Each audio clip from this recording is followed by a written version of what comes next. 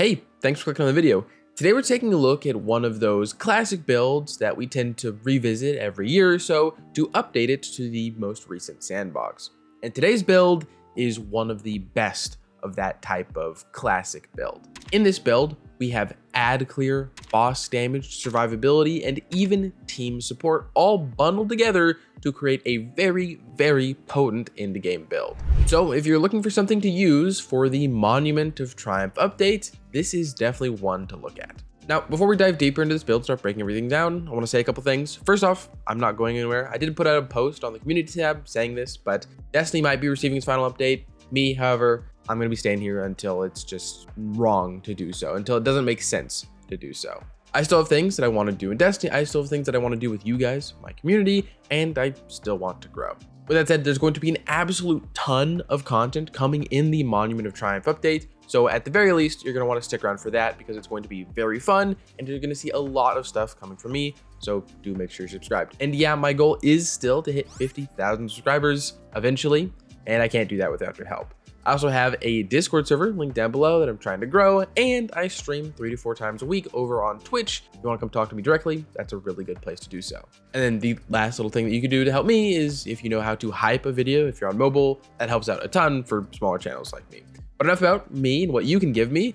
Down below, there is also a dim link. That way you can click that link and just get this build for yourself without having to really think too much. And I also have timestamps down there. That way you can skip through this video and just get whatever information you want. But now, with all that said, thank you for watching. I hope you enjoy. Let's actually get into the build. And to begin that breakdown, we need to start at our exotic armor piece. And today, that one is a Geomag Stabilizers. These exotic boots read, damaging targets with Chaos Reach extends its duration.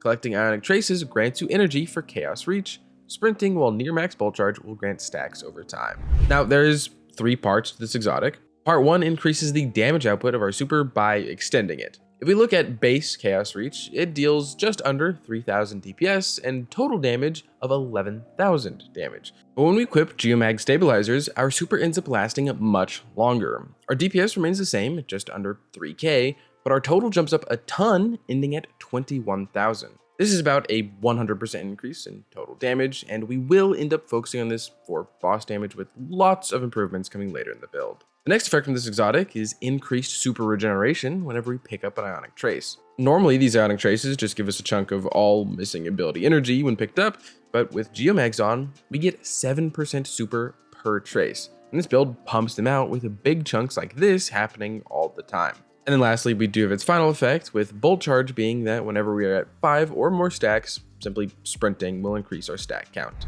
Now, Geomags do a ton for us, and they end up being the crux of the build, as we always want to spawn Ionic Traces and work towards our next super, as it's perfect for killing high-value targets like champions and mini-bosses, or for simply dealing boss damage. So to look at how we build into this, we're going to skip our weapon loadout and look immediately at our subclass. Again, there are timestamps below for whatever information you want. Now, moving left to right, we are of course on Arc, and our super is Chaos Reach. Not really a surprise there. Our chosen class ability is Healing Rift for the survivability of it. Our melee is inconsequential, but I use Chain Lightning. Our grenade is also Dealer's Choice, but I use Pulse Grenade because I like the amount of damage it does. And then after grenade, we have our aspects. First up is Electrostatic Mind. This aspect says that defeating enemies with abilities or defeating arc debuffed enemies will spawn Ionic Traces. Then picking them up makes us amplified. In game, we can see these traces spawning from simply throwing a grenade at an enemy, and you'll often see 2 spawn from 1 enemy in this build thanks to our Fragments, which we'll cover in a second. But when it comes to getting as many debuffed and ability kills as possible to get as many Ionic Traces as possible,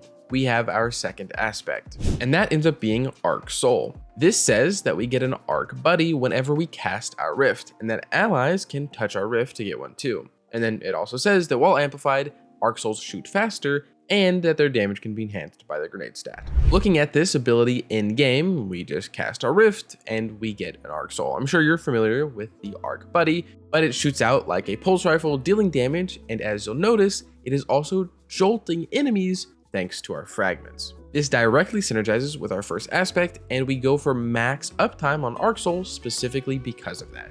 But to look at those Fragments, the first one we run is Spark of Ions that will create an Ionic Trace whenever we defeat a jolted target or kill an enemy with Bolt Charge. This doubles up with Electrostatic Mind to give us lots of Ionic Traces, which means lots of super. Our second important aspect is Spark of Shock. This says my arc grenades will jolt targets, and that synergizes directly with Arc Soul as that counts as grenade damage. Otherwise, Arc Soul will not jolt. Then we run Spark of Resistance to give us damage resist when near enemies. This stacks with Amplify to make us considerably tanky. And then our last one is Spark of Discharge, which will cause arc weapons to create Ionic Traces, and collecting Ionic Traces gives us Bolt Charge. It's not super important, but it does help a bit. Now, coming out of our subclass, the next topic is our weapons. And this is where I recommend using the Praxic Blade. It's incredibly strong, almost boringly so, but in the end, I do want to give you guys a good build. So to quickly show off how mine is built, we run Offensive Form for max damage, Forceful Blade to increase our impact stat for even more damage,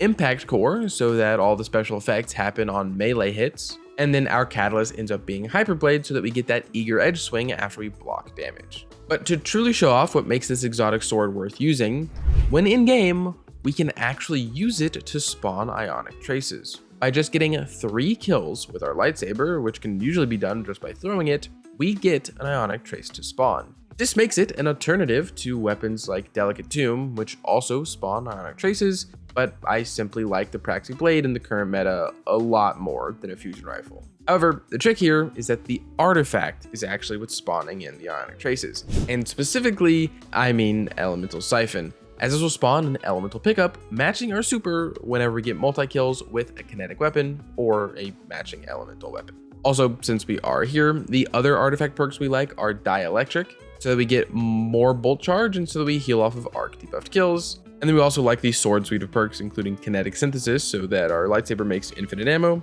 Combination Argent Blade for better charge rate and damage, and then Sword Storm combo for more damage and crowd control just for using our sword. But now, moving away from our exotic weapon and the artifact, I do want to quickly mention that your energy and your heavy slot can be whatever you wish. I ended up using Psi Eterna, that's an arc rocket pulse, as that will also spawn Ionic Traces thanks to our fragments and the artifact. And then my heavy is usually just an eager edge sword because I like to move fast. But those 2 slots can be whatever you want. Ideally though, you do have an arc weapon in your second slot. Now for our final topic, we have armor. The stats here are pretty straightforward.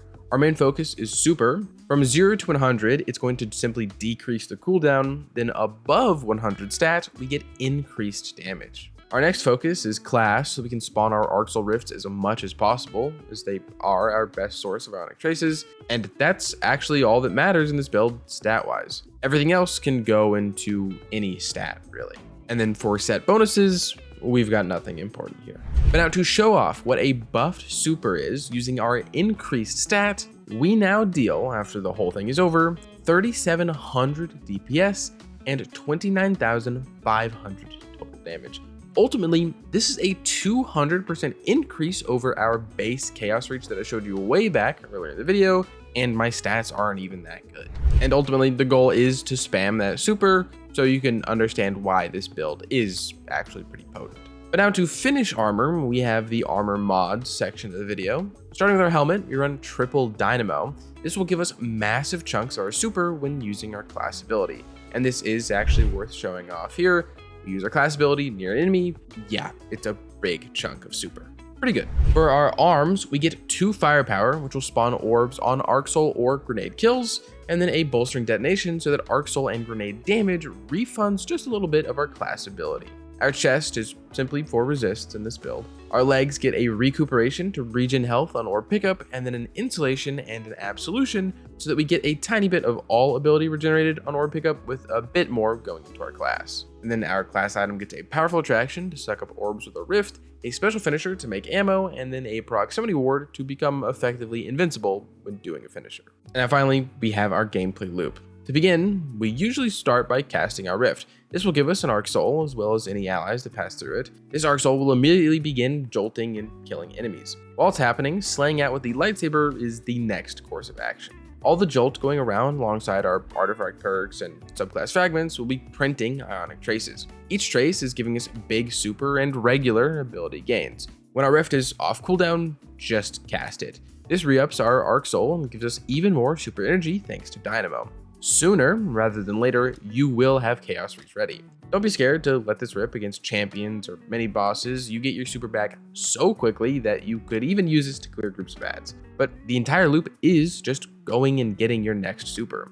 We are pretty tanky thanks to the lightsaber and amplified and our fragments, and we get health regeneration from our rift, picking up orbs, and then killing arc debuffed enemies. But yeah, that's about it. Our super does a lot for us, and I think you're really going to enjoy this build. Remember that there's a dim link down in the description, that way you can take this build for yourself, and also do remember to subscribe to the channel. You're not going to want to miss what we have for Monument of Triumph, and again, I am trying to hit 50K eventually. But if you want to support me with the channel, a like, a comment, a subscription, going over and saying hi on Twitch, on my Discord, hyping the video if you know how to do that, all that helps so much. But if you want to support me and support the video, but you can't think of a comment down below, Triumph, I guess, for Monument of Triumph. And with that, as usual, I hope you are having a great day, and I hope to see you around.